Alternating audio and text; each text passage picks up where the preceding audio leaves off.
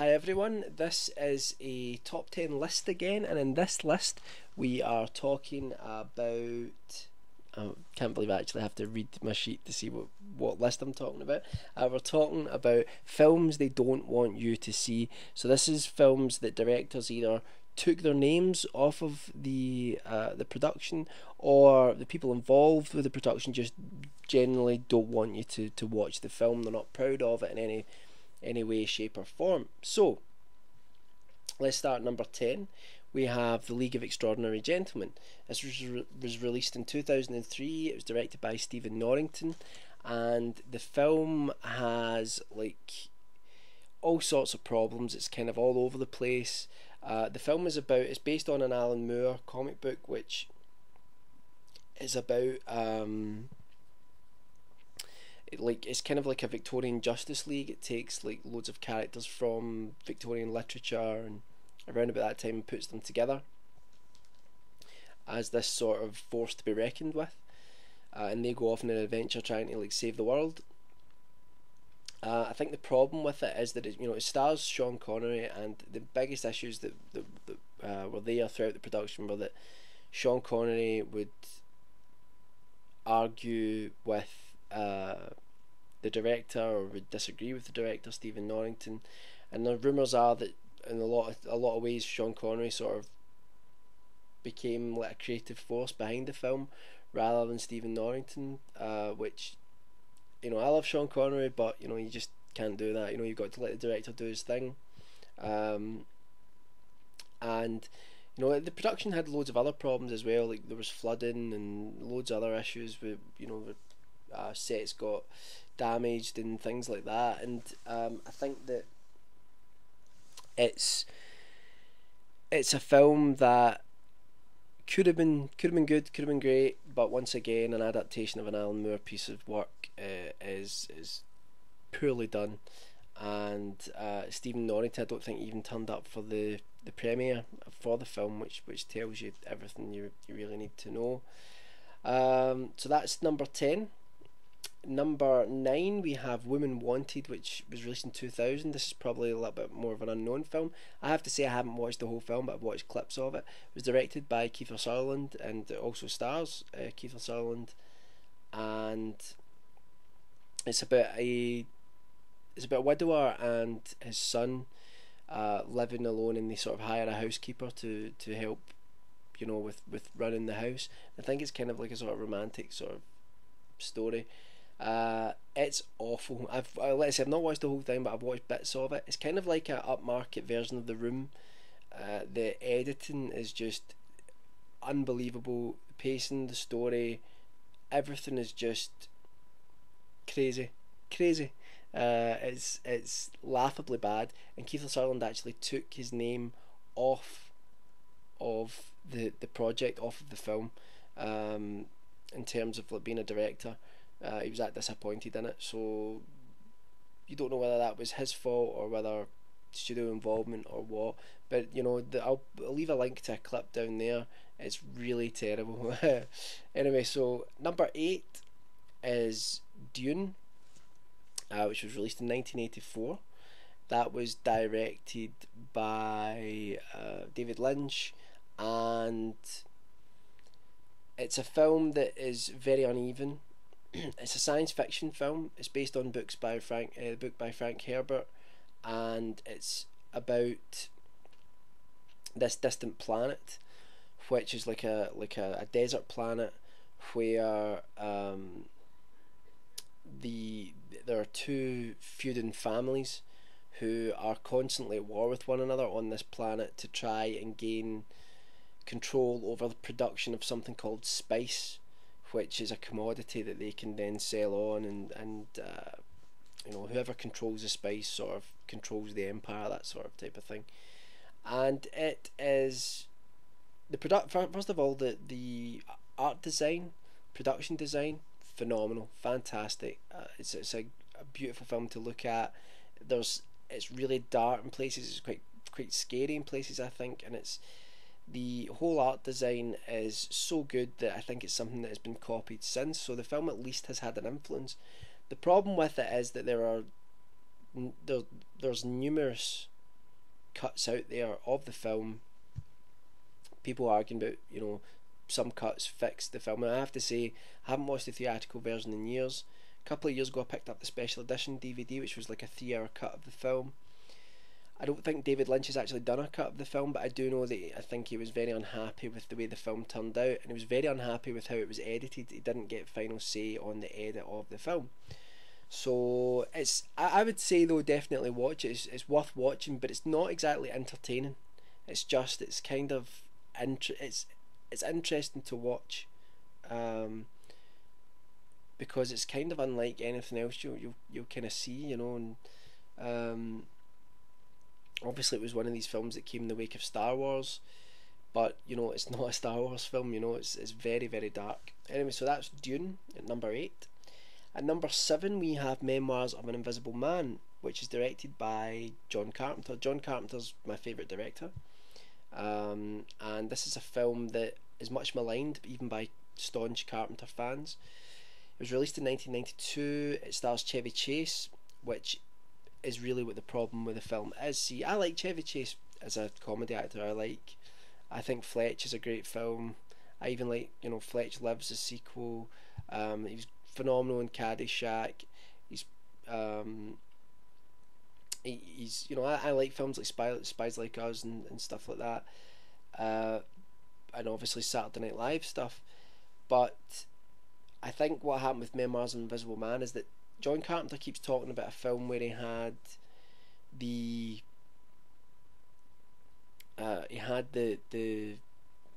control of the film taken off of him by a lead actor. Now, I don't think he's ever come out and actually named the actor or the film, but most people are sure it's Memoirs of an Invisible Man he's talking about. Now, I mean, because it was like labelled like a Cornelius production, which is Chevy Chase's real name, I think, and I think he wanted to do something which was going towards a drama, but the film feels like a comedy in places, and then in other places it feels like it doesn't quite know what it wants to be, and it doesn't handle the drama in a way like, something like About Schmidt or something like that, which is a comedy drama. It has elements of both.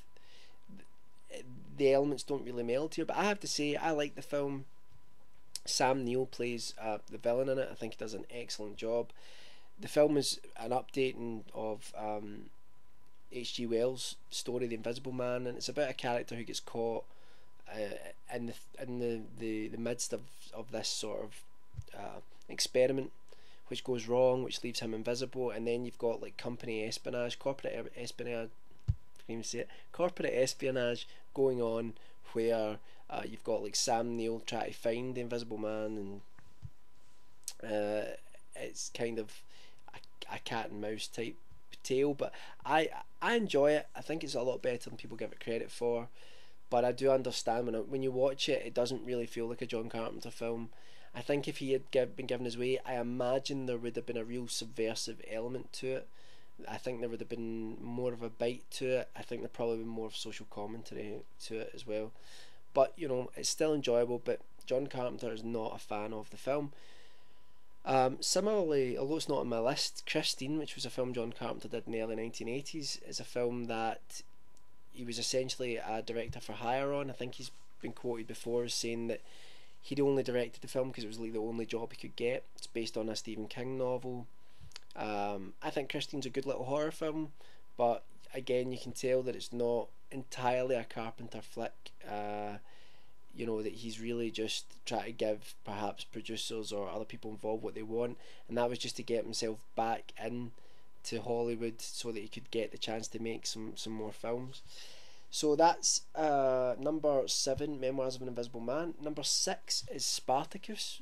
I can't even speak today, honestly. Spartacus, which was released in 1960. It was directed by Stanley Kubrick, and it stars Kirk Douglas. Now, a lot of the rumours are that what happened is that with the old idea of star power, Kirk Douglas took over a lot of the aspects of the filmmaking, and Stanley Kubrick, who is a guy who obviously wants complete control over his creative projects, couldn't get the creative control because Kirk Douglas would step in and say, well, no, we're not doing that, we're doing this. So it's a film about a slave in Roman era who instigates an uprising against the Roman Empire. It's loosely based on historical events, and Kirk Douglas plays the lead role, Spartacus. There's some brilliant things in the film. I do really enjoy it. It's a very long film. It actually has an intermission in the middle of it. At least the full cut of it does. And yeah, I really enjoy it. I think it's good. I really like the sort of Hollywood epics that they used to make. You know, it's before you had CG, before you had special effects, visual effects like that. When people had to do things, they had to do it for real, or had to come up with really, really creative ways to do it. And you know, I love watching the Hollywood epics for that, because it's just that really interests me. Not to mention the fact that when you've got people like Kirk Douglas and Spartacus, or you know, Charlton Heston, Ben Hur, and things like that, it's you've got heroes, you've got, you know, adventure. It's all boys' own stuff, you know. So I think the whole thing with it is that Stanley Kubrick didn't enjoy the film as much as his other works, and it's not as good as things like Clockwork Orange, 2001: A Space Odyssey, The Shining. It's not as good as them, so you can tell why he perhaps didn't like it as much. But it's still definitely worth watching. You just need to set aside a good while to watch it, because it's quite long. Alright, so that's number 6, Spartacus. At number 5, we have Alien 3, which was released in 1992. Now, I've talked a lot about this film, so I'll keep it short. It was directed by David Fincher. This was his first foray into feature filmmaking after directing music videos and commercials. The problem with Alien 3, as I mentioned, I did an Alien 3 analysis video, which you can check out. The problem with Alien 3 is that the film never had a lockdown script, so it's one of those examples. If you've watched Pirates of the Caribbean 3, where you know the script is atrocious, you can see what happens when a film doesn't have a script and they're making the film as they go along. The thing with Alien 3 is that they made a release date, so they were trying to get that release date and cobble something together for it. I think a franchise like Alien, having two of the best science fiction horror films ever made, Alien and Aliens, deserved something better than that. As a standalone movie, I really like Alien 3. I even like I like the assembly cut, which is a longer cut of the film, even better. However, David Fincher had constant studio pressure. He had producers breathing down his neck. But unlike Ridley Scott, when he had producers breathing down his neck and it was more about budget and things like that, David Fincher was actually having things chopped and changed all the time. So, number one, he didn't get to edit the film the way he wanted to edit it. But apparently his edit is much better. Although I don't think we'll ever see it, at least unless he changes his mind, goes back and edits it. But the other reason is that he never got to film what he wanted to film. So really, the film it's a hard film to watch. You can almost sense the trauma and darkness of the process within the film when you're watching it. But I still would definitely recommend it as a standalone science fiction horror film. I think it's good. It's just that it's part of the Alien franchise. It's a bit of a letdown. It does things with some of the characters that were almost unforgivable. Anyway, that's number 5, Alien 3. Number 4, we have Within the Woods, which is actually a short film. It was made in 1978. It was directed by Sam Raimi. It's an historically very important film within the horror genre, because Within the Woods was a film that Sam Raimi used, who directed it. Sam Raimi used it to go and get funding for Evil Dead. And Evil Dead is, you know, the franchise, one of the greatest horror franchises of all time. And he went to dentist's office, lawyers' offices, and screened this film and said, right, this is a little half-an-hour film that I did with no budget. You give me money if you're impressed with this, and I will make a much better film, feature film. We'll sell it, and you'll make your money back. So it's a similar thing to what I'm doing with Gast, making a short film, hopefully to procure funding to make a feature film, which is an anthology horror film. Anyway, so Within the Woods is about a group of teenagers who go into these woods and stay in a log cabin, much like Evil Dead. And one of them accidentally desecrates an Indian burial ground, and then they become possessed and they start killing off the other people there. Now, there's 2 reasons that have been given for why we haven't seen an official release of it. One is that Sam Raimi is actually really embarrassed by it. There was going to be a release on the Evil Dead DVD, but the problem is that apparently Sam Raimi said that he's embarrassed by it. It's not the a film that he wants people to see because it was, it's not a professional film. The other reason that has been given is that actually it's a copyright issue because there's music that's within the film which was they can't procure the copyright for.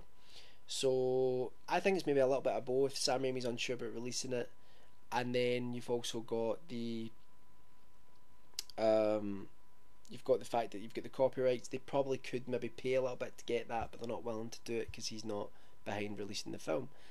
I would love to see a DVD release of it on an Evil Dead, or even part of an Evil Dead collection. You could have like a fourth disc which has Within the Woods a little bit about it, and some of Sam Raimi's other Super 8 films. That would be fantastic. But I don't think we're going to see that for some time unless Sam Raimi changes his mind. I've seen it.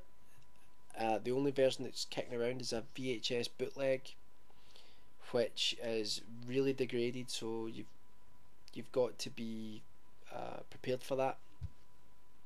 But I think it's good. I think it's very good for what it is. I think it's historically an important film in terms of the horror genre, and it's enjoyable. And I really hope we get to see a proper release of it. So that was at number 4, Within the Woods. Number 3, we have American History X. American History X was released in 1998. It starred Edward Norton. It was directed by Tony Hayes, and it is about a guy who is a member of a white supremacist group, a group of Nazis, and he actually gets caught up in all of the ideology of that, and he kills a black guy, which then leads to him going to jail. And when he goes to jail, he is kind of rehabilitated, and he changes his ways based on his interactions with some of the prisoners there. And when he comes out, he's horrified to find out that his brother is going down the same route as him, and it's all about whether he can save his brother or not. I think it's an excellent film. It's really intriguing. It's really gripping. I think it's an important film because I think it shows two things. I think it shows that how much Nazi leaders and leaders of racist groups prey on people who are perhaps a bit vulnerable to indoctrinate them into their own belief system. And through that it shows how easy it is for a good person, a good kid, to get caught up in that. And I also think it shows that these ideas are wrong and that they're evil, and that they should be absolutely avoided. So I think it's an important film from that point of view. You do get the occasional person who thinks that it shows Nazis in a good light, but I can't possibly see that from watching the film. That's not people that are so, I nearly did that, so involved in their own belief system that they can't step outside of it and look at it objectively. So anyway, the problem with the film was that the director had a cut of the film which was shorter, and the studio and apparently Ed Norton get involved in editing the film. A much longer cut of the film was released to theatres, and the director wasn't happy about it. But the film critically was a success, and like I say, I think it is a good movie. But he still maintains that the shorter cut he had was the better film, and that's the film that the versions that you should watch if it's ever released. So that's at number 3. Okay, at number 2 we have the Star Wars Holiday Special. If you don't know what this is, oh dear Lord, it was shown once. It was made in 1978. It was made for television. It was like an hour-long show. They used to do Hollywood specials, film Christmas specials and stuff like that. And this was like a sort of big-budget Star Wars Christmas special. And the thing with it is that it would be okay if it was just set in the Star Wars universe, but it actually has all of the cast return. So you've actually got Mark Hamill's Luke Skywalker looking pretty dodgy because he's just came off the back of a bad accident before the film, which is why when you watch the Star Wars films, A New Hope, he looks very different in Empire Strikes Back and Return of the Jedi. You've got Princess Leia, Carrie Fisher's back, Harrison Ford is there as Han Solo, all the characters, C-3PO, Chewbacca, James L. Jones even back doing the voice of Darth Vader. You know, they're all back, but it is an absolute joke. The dialogue is terrible. No matter how good those actors are, they could not make that dialogue come across well. It's the story is about how Han Solo's trying to get Chewbacca back to his home world of Kashyyyk to meet up with his family for like a celebration that the Wookiees have called Life Day. So you see like Chewie's family, and I have to say Chewie's family is one of the scariest things I've ever seen in my life. If you've watched this, the kids and the granddad and all that, like they look like something out of a horror film. It's really, really, really creepy, really creepy. Um, it's just absolute nonsense. There's singing. I mean, at one point, Carrie Fisher sings a song to the theme tune of Star Wars. I don't know how they could do it with a straight face. I don't even know how they could do it. George Lucas has since said that if he could track down every version of it, he would hit it with a sledgehammer and destroy it.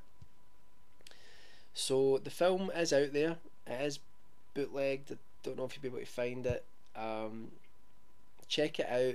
It may break your heart. It's hilariously bad.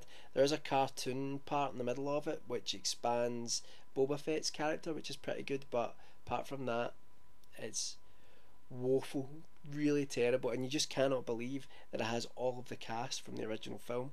It's so bad. I've got an alarm going off on my watch, just ignore that. And yeah, check it out if you can. It's really terrible, yet one of the most hysterical things I've ever watched.